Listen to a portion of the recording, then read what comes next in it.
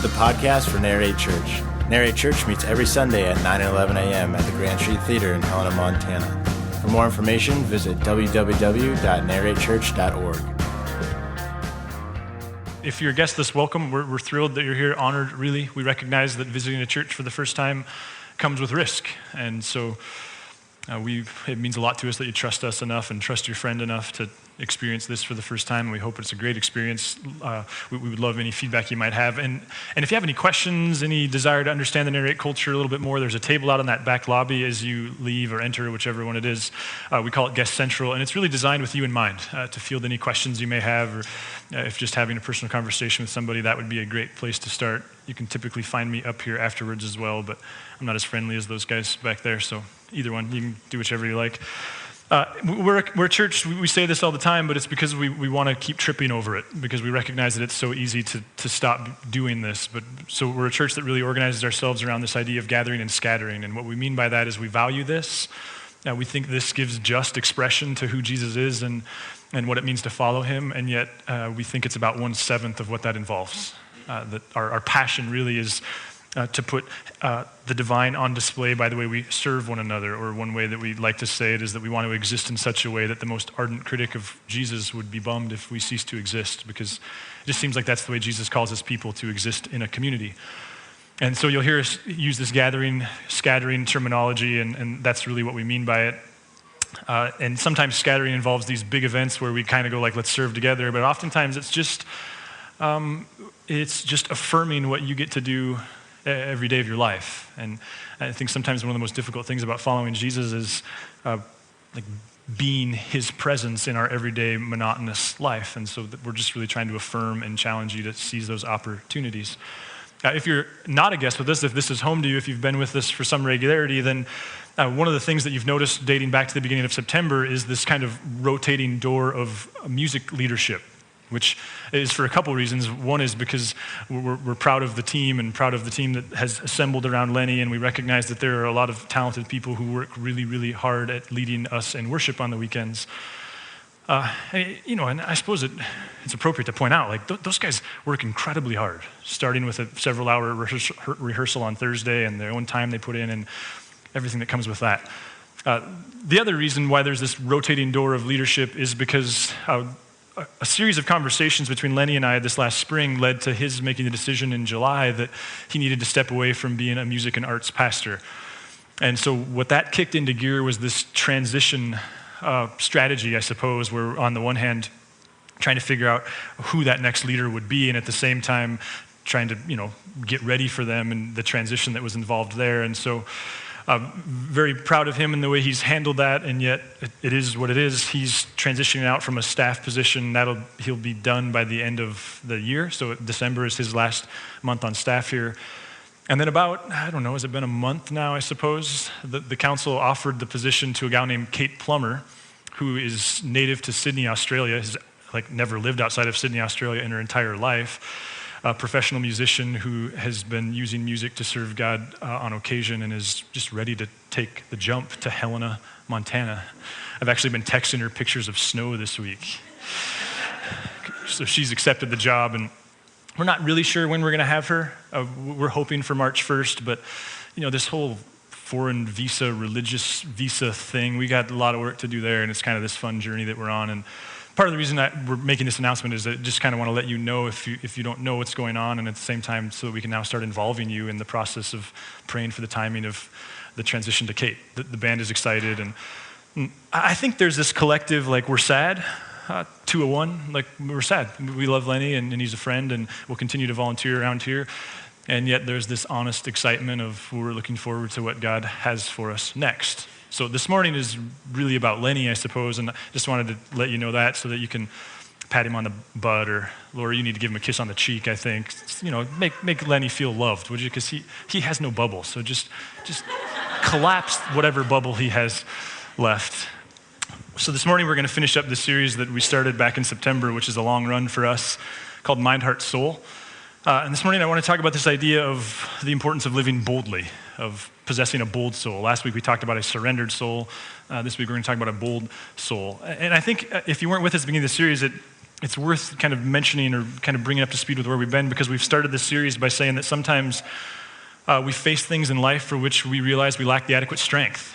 Sometimes things happen outside of our control, and the overwhelming realization is, I'm not strong enough for this. And sometimes we're offered opportunities. We're presented with circumstances where it's our choice, but it's going to take a bit of a leap, if you will. And the leap is hard because we feel like we're not strong enough. And so what we've been exploring is this idea. Jesus talks about loving God and loving people with our mind and our heart and our soul. And so we're just assuming then that Jesus understood something about our personhood that we don't, and then that is that each of those plays a key role in our personhood. So I guess part of what I'm trying to point out is really the full circle of the series. We started by really confessing sometimes we feel too weak, and we're ending by saying, okay, but it's really important that you continue to be willing to live with boldness. Now, on this idea of living boldness, at the risk of sounding really, really arrogant, I have to say that I feel like I might be the most qualified person in the room to talk about living boldly, if for no other reason than because it's like opposite of my temperament and personality and disposition. I don't, like, this isn't the way I roll. I'm not one of you adrenaline freaks. I'm not one of those people who likes to do crazy things. Like, this isn't necessarily my bent. It's not my desire. Bravado is not a word that's ever been used to describe me in my entire life. Courageous, crazy, none of those things. I am the calculating, like, figure it out, eliminate all risk, lots of margin type of person. And what I've wrestled with, I guess the reason why I feel like I'm qualified, therefore, is because it's such a weakness of mine. And as much as I don't like it, the more that I've thought and contemplated and wrestled with this idea of living boldly, the realization is that, like, when it comes to living well, and I think what Jesus has pointed out to me in my 13 years of following him, that when it comes to living well, when it comes to being healthy, when it comes to having a healthy mind and heart and soul, and most especially when it comes to living in close proximity with Jesus, this idea of living boldly is not really optional. You might say more positively, it's essential. My friend Fred, who's taught me a lot in life, used to tell me that if you ever wanted to learn the game of tennis, you'd be much better off learning it from a person like himself than a person like, say, Pete Sampras. And his point was that while he's a decent tennis player, he's had to work really, really, really hard to become decent. And a guy like Pete Sampras is so phenomenally athletic, so incredibly good at the sport, so far advanced in the nuances of the game, that his point was that if you asked a guy like that to teach you the game of tennis, he would probably look past a lot of the nuances. He wouldn't appreciate all the complexity. He wouldn't appreciate every little tiny thing you need to do to actually win a match, whereas someone like himself might. I guess I'm using that to kind of illustrate that's the way I feel on this boldness thing. Like, when I look at the scriptures, it strikes me as essential. It strikes me at the very center of what it means to live a life of faith. And yet when I look at my own makeup and my own like background, my family of origin stuff, it's not who I am. In fact, just to kind of illustrate that point, I thought I'd humiliate myself and just kind of illustrate how much of a wuss I am. Like, for example, I love to trail run. It's one of my very favorite things in the world, and especially in Helena. How could you not? And 5 days a week, I'm on the trails in Mount Ascension or Mount Helena or deeper in. And yet, even though I run 5 days a week, even though I cover a lot of miles on it, for me to go off on a different trail, like one that I haven't been on yet that year, like I have to go to therapy before I can get myself to do that. I mean, that takes a great deal of mental energy for me. Or take skiing. I love to ski. I've learned to love to ski largely because we have 3 little boys, and to be locked inside a house all winter with them is miserable. And it's a blast, and we're blessed with this. We've got this great mountain, and it's accessible, and all these different things. But even though, like, we're up there almost every Saturday, for me to go down a trail that I haven't been on all year, duh. In fact, I didn't make it to Wild West. I've never said this publicly. I didn't make it to Wild West all winter last winter. It's just a stretch for me. Longboarding. I used to love, Teresa and I, when we lived in Billings, longboarding was kind of our thing, and we lived downtown, and we had these great roads, and it was mostly flat, and so I rode it to work some, well, at least to Mosaic on Sunday nights, and we would go to dates on our longboards, and it was a blast. I still remember when our longboards came in the mail, though, because my friend Chase, who introduced me to the sport, he had emphasized, and he was one of those nut job, like, crazy people, but he had explained to me that it's really important that you learn how to foot stop, which in longboarding world is that you have the ability to stand on one foot and slowly apply pressure so as to control your speed. And that's all he had to say was so as to control your speed. And I'm like, okay, I'm on it. I'm learning the foot stop. So our longboards came in the mail, and I have this distinct memory. I took mine out in the front yard and put it in the grass where it couldn't roll, and I just worked on this, like 1 foot. Okay, I got the balance thing. That took a couple days, and then I started to work on like slowly shifting my weight.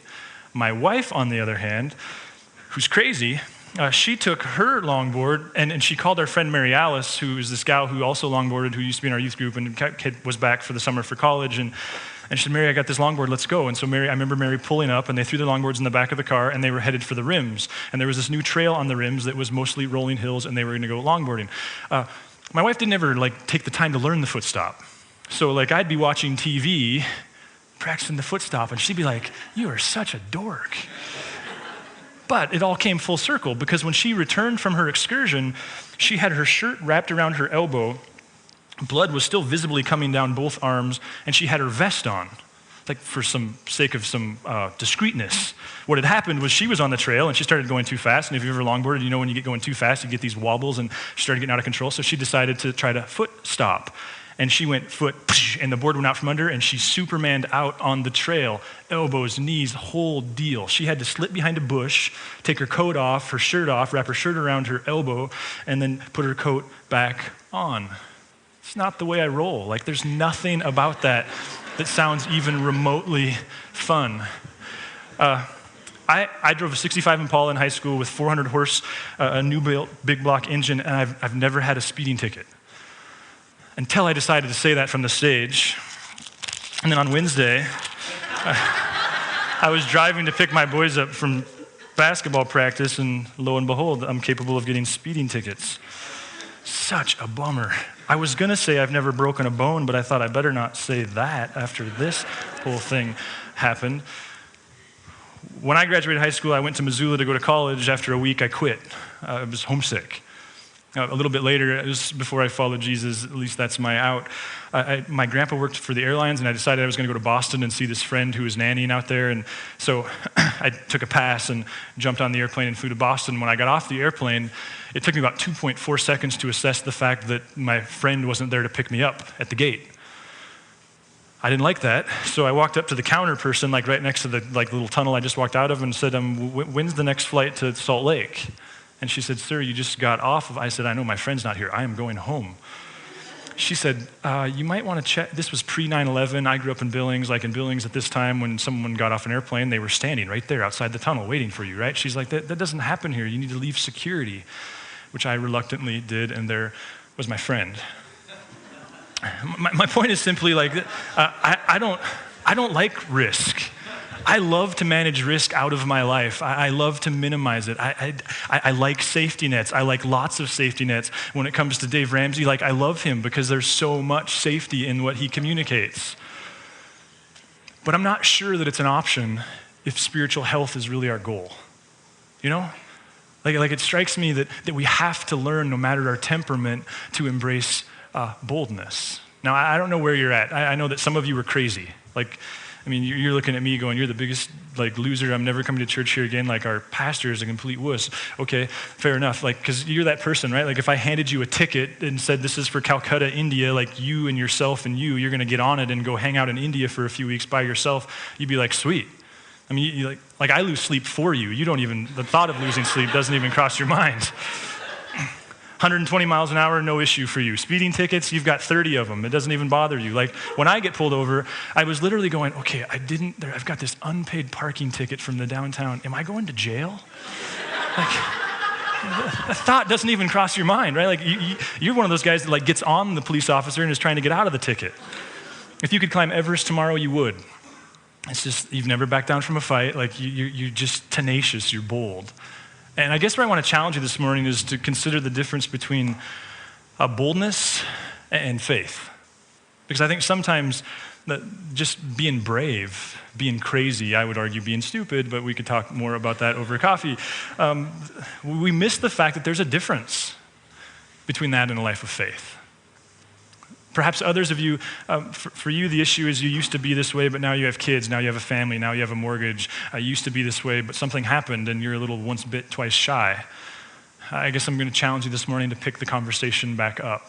Some of you are probably a lot like me. And if you were to be honest, one of the things that attracted you or is attracting you to Jesus is your perception of his promise of safety and security and comfort. I guess I want to mess with that a little bit this morning, because it's what attracted me to Jesus as well, and yet I'm confronted with the fact that it's not all that accurate. And then sometimes you're dealing with stuff, and it's really not an issue of temperament. It's not really an issue of disposition. It doesn't really matter whether or not you have a desire to climb Everest. Sometimes we're facing stuff at home or at work that just has us frozen. It has us terrified. There's this conversation that you need to have with this employee. There's this issue that you just have to put on the table in your marriage. There's this step of obedience that God keeps putting in front of you. Sometimes boldness, it's not an issue of temperament. It's just the reality is it's hard.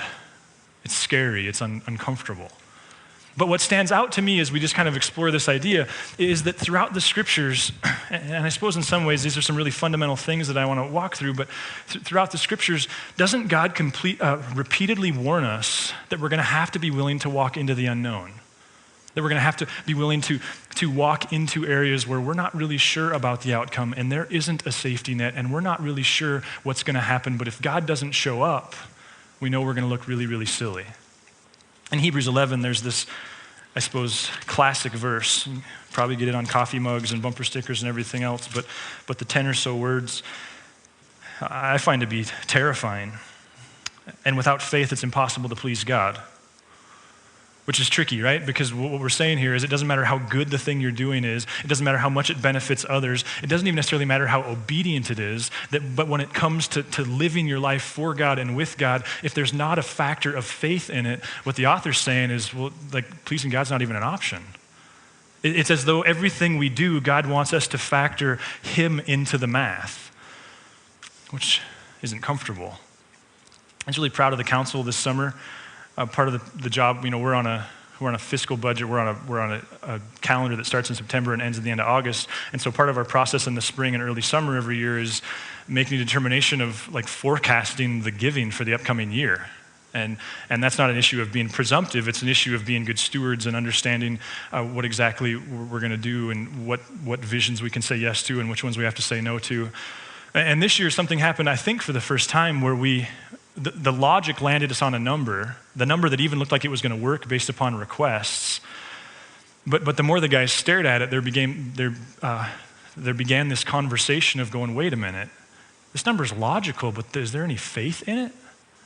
And it was fun. I mean, I'm on the council too, but in this one I was just able to rock back and kind of observe this tension of, wait a minute, as people charged to lead a church, shouldn't there be a level of faith involved?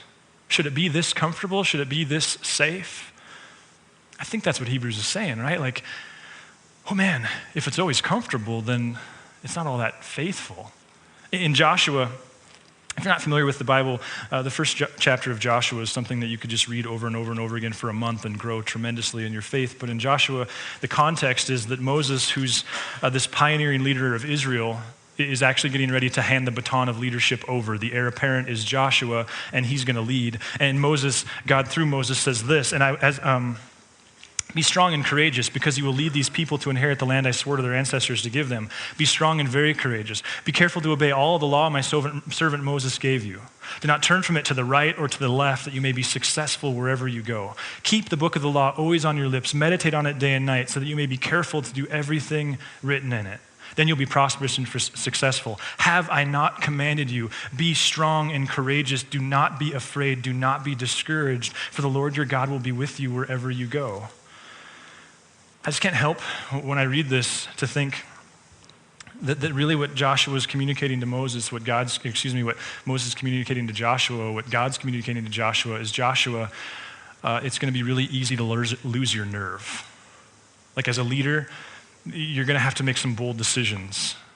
But the temptation is to make one and then go, okay, done now, right? I just get to write it out now. And to make a second and go, okay, like if one makes you happy, two has got to make you extraordinarily happy. We're done now.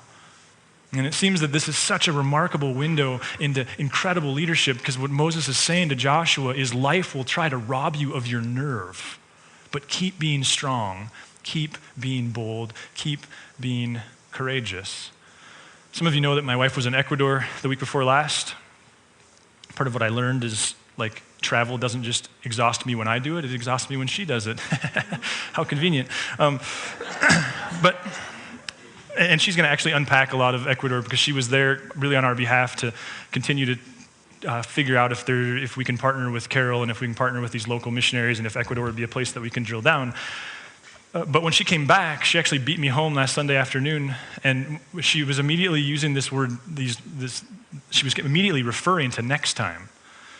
Now, in my head, I'm going, next time? Like, logically, I know there's a next time. Emotionally, I'm going, I'm not ready to talk about next time until April. Like, could we just not talk about next time yet? And then it got worse. She started using this word we. I was like, we? When was this a we? This is a you. Like, this is how I get out of this. You go, I don't have to. And I suppose this is one of those kind of personal weeks for me, and it was just somewhat coincidental that this is the way we'd planned to end this series.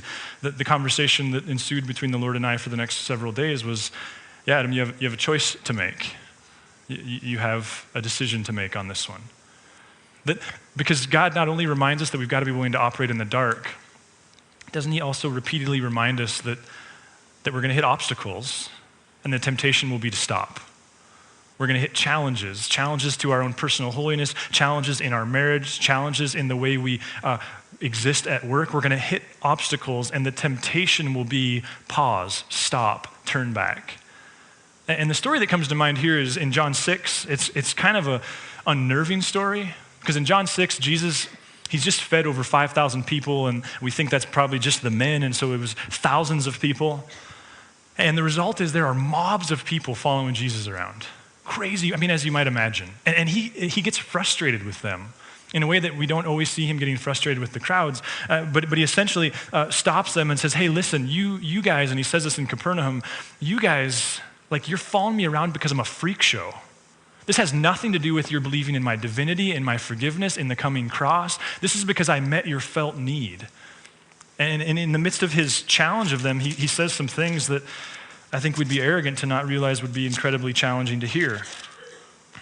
He says in 6:53, starting in 53, very truly I tell you, unless you eat the flesh of the Son of Man and drink his blood, you'll have no life in you. Whoa. Whoever eats my flesh and drinks my blood has eternal life, and I will raise them up with the last day, for my flesh is real food and my blood is real drink. Whoever eats my flesh and drinks my blood remains in me and I in them. Just as the living Father sent me and I live because of the Father, so the one who feeds on me will live because of me. Some of you are going, see, this is why I don't read the Bible. Like, what is this? This is crazy. This is the bread that came down from heaven. Your ancestors ate manna and died, but whoever feeds on this bread will live forever. Now, we have the benefit of hindsight. We understand that he's referencing communion, he's referencing the cross, he's referencing salvation by grace, but the guys didn't. And listen to verse 60. On hearing it, many of his disciples said, this is a hard teaching. Who can accept it? Not admirers, disciples. This is tough. Like, the Bible doesn't have a word higher in the hierarchy of like descriptors of people who follow Jesus. Disciples at the top of the pyramid. We're talking about the best of the best, and they're going, whoa, this is tough. And then in verse 66, John offers us some commentary. He says, from this time, many of his disciples turned back and no longer followed him. Not people were checking him out and then the pastor said something stupid and they stopped coming to church. Not like people were considering him and then we started talking about money and people were out. No, people were following him and they stopped. And what I can't help but wonder, though, is if they meant to stop. I mean, did they say, we're done, we're out of here, we're disassociating? Or did they, like is much more common in your and I's experience, go, nope, too far. Like, I'll be a Christian up to this point, not taking that next step, not engaging in that next conversation. Like, because we do it, right? Like, I'll be a Christian, don't talk to me about my holiness. Like, don't talk to me about serving. I'll be a Christian, but we're not talking about sex. We're not talking about alcohol. We're not talking about money. Like, we're done. And yet, I can't help but wonder if they said, okay, so we'll be a Christian up to this point, and you guys take it radical, go a little bit further, we'll be right here. And yet in the process, like what happened was they were gone. They got ditched. right? Because this is cliche, but like if you're climbing a hill, stopping's not really an opportunity. It's not really an option, excuse me. Like you go forward or you go backwards. And that's what we see in marriage, right? Like we cannot go there, this next issue that God's put on the table for us to deal with, we cannot go there, but what we all know from experience is by not going there, we're not just like stopping here, we're going to revert. It seems that God is always going to put challenges in front of us. The way that I fleshed it out for myself is like this Ecuador thing, this isn't about Ecuador. That's the realization I came to over the next couple of days was, Adam, this is about way more than Ecuador. Like you've been on this long faith journey since you were 19 years old. You started going to church. You said you'd never do that. That was uncomfortable. And then you met with a pastor. That was crazy uncomfortable. And then you started volunteering. Didn't want to do that either. And then you started reading your Bible and on and on. There's these progressive steps. You have them too. And what God pointed out to me is this isn't about Ecuador. It's about way more. There is way more at stake. The whole rest of the journey is at stake. Which is what happened to those guys, right? Like they went, okay, we're good to here. See you in heaven. In the end, they lost everything. I would say that conversation that you need to have with your spouse, that issue at work, that issue of personal holiness that God is talking to you about, if you take nothing else from this morning, I just want to suggest that there's way more at stake than that next bold step. It's everything's at stake, not just one little thing. And what makes it even more complicated or what more illuminating for me is not only does God warn us that there's going to be these obstacles, but if you ask the question, where do you find Jesus? He's always on the edge, right? Like if proximity to Jesus, if intimacy with Jesus is the goal, then where do you find him? You find him on the margins. You find him in danger. Think of it this way. If Mother Teresa were still alive, I know she's not, but if you said I wanted to be close to Mother Teresa, well, Starbucks in downtown Helena is not an option. Like you want to be close to Mother Teresa, the United States isn't an option. Palaces aren't an option. Comfortable places aren't options. If you want to be close to Mother Teresa, you're going to have to go to Calcutta and get on the edge because that's where she is. And when you look at Scripture, that's where Jesus always is. It's kind of scary to think of how few palaces you find him dining in. Like the people he was with, on the margins. The decisions he made, always dangerous. What he was up to, it was always controversial. I mean, I guess in some ways I'm just kind of reflecting back to my own conversation about Ecuador, but it's this idea of, hey, like there's way more at stake.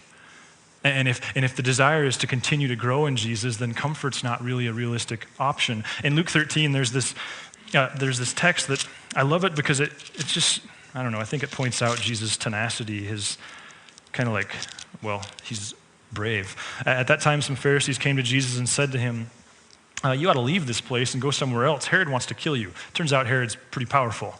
Jesus replied, go tell that fox, which was like the derogatory backdoor word they had for Herod. Go tell that fox, I'll keep on driving out demons and healing people today and tomorrow, and on the third day, I'll reach my goal. In any case, I must press on today and tomorrow and the next day, for surely no prophet can die outside of Jerusalem. Jesus was pretty clear what he was up to. He was pretty clear about the stakes. He was pretty clear that like danger was really the deal. I don't know what keeps you from taking risk. I don't know what keeps you from living boldly. I know for me it can be everything from procrastination to rationalization to a desire to be safe and everything in between. But it strikes me that on any particular issue, there's more at stake. Like what occurred to me was, Adam, this intimacy that you enjoy with me, like don't assume that you can say no to my latest challenge and continue to enjoy it. The intimacy you enjoy with me is the fruit of those faith steps that you've taken.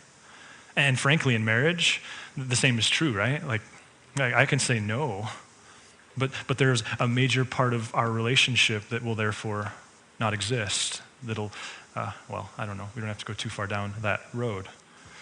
I don't know what keeps you from living boldly. Maybe it is fear. Maybe it is comfort. In Ecclesiastes, I think there's this brilliant verse where the author, he says, whatever you find your hands to do, do it with all your might. For in the realm of the dead, where you are going.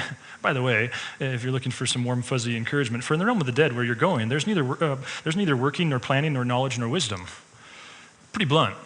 Oftentimes understood to mean like eat, drink, and be merry for tomorrow you die. Not at all what he's saying. What he's saying is while you're still alive, you should live. Like you should do something while you're still alive. I like the way this gal said it. It was a little blunt, but good nonetheless. She said, you can live on bland food so as to avoid an ulcer. Drink no tea or coffee or other stimulants in the name of health. Go to bed early and stay away from nightlife. Avoid all controversial subjects so as never to give offense. Mind your own business and avoid involvement in other people's problems. Spend money only on necessities and save all you can. And yet you can still break your neck in the bathtub and it'll serve you right. Some honesty to that, isn't there? Or Erwin McManus, this brilliant pastor in Los Angeles, he says this: when we believe that God's purpose, intention, or promise is that we will be safe from harm, we are utterly disconnected from the moment and the power of God. I don't know what keeps you from it, whether it's your temperament or anything else. I know that Jesus doesn't necessarily make it an option. Or maybe what keeps you from it is you've tried it and it hurt. It didn't work out. Maybe you'll find the paradoxical commandments, as they're called, encouraging to that end. There's 10 of them. People are illogical, unreasonable, and self-centered. Love them anyway. If you do good, people will accuse you of selfish, ulterior motives. Do good anyway. If you're successful, you will win false friends and true enemies. Succeed anyway. The good you do today will be forgotten tomorrow. Do good anyway. Honesty and frankness make you vulnerable. Be honest and frank anyway. The biggest men and women with the biggest ideas can be shot down by the smallest men with the smallest minds. Think big anyway. People favor underdogs, but follow only top dogs. Fight for a few underdogs anyway. What you spend years building may be destroyed overnight. Build anyway. People really need help, but may attack you if you do help them. Help people anyway. Give the world the best you have and you'll get kicked in the teeth. Give the world the best you have anyway. One doctor out of Stanford, she was intrigued at why are some people able to live these bold lives over the course of a lifetime while others are not. Her answer is why I wanted you to have Playdough in your hand. Because she uses one word. It's this idea, this word called malleable. What she observed after decades of research was that people who can make not one bold decision or two bold decisions, but can continue to be bold, what I would call live faithfully, who can do that over the course of a life, their minds are malleable, which means when things blow up, when things don't work out, when they get hurt, when they get disappointed, they see life as kind of an unfolding story and they just keep moving forward. They understand, in her words, that the way forward is always up. Easy? Not in your life, is it? I mean, that's the issue for me with Ecuador. You could reel it in. You could say I'm 33 years old and I've taken enough risk and frankly, I'm not willing to be stretched to that next place. Or you can live a tenacious life that continues to move forward, and when you have mistakes, when things blow up in your face, you take the time to learn from them, grow from them, and continue forward. It strikes me that the only guarantee we have from Jesus is that life will be hard. In this world, you'll have many trials, but take heart, because I've won. Like, the search for security is not necessarily a bad thing, but it's supposed to lead us to the cross, to the realization that God is who he says that he is, and that because of the cross, in faith, we're okay. When the dust settles, we're better.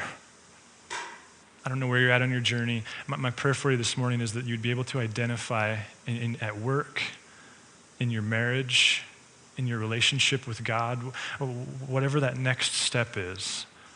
And the reality is being bold is a relative thing, isn't it? Like for some of you, sitting in that chair right now was an incredibly bold move. And it was for a whole lot of others of us years ago.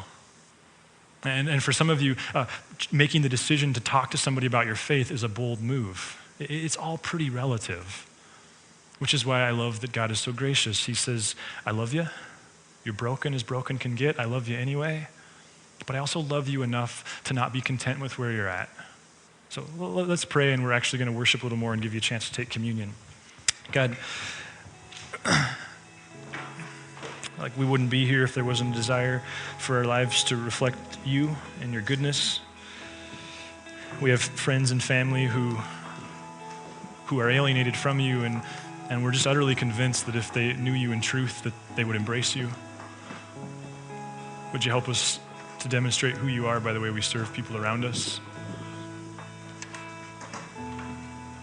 God, for those of us who can identify whatever that next step is, no matter how apparently small or enormous it is, would you give us the courage and the support to take that next bold move?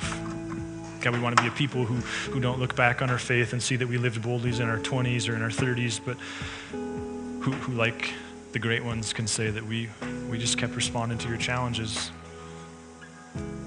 We love you, Jesus. Amen.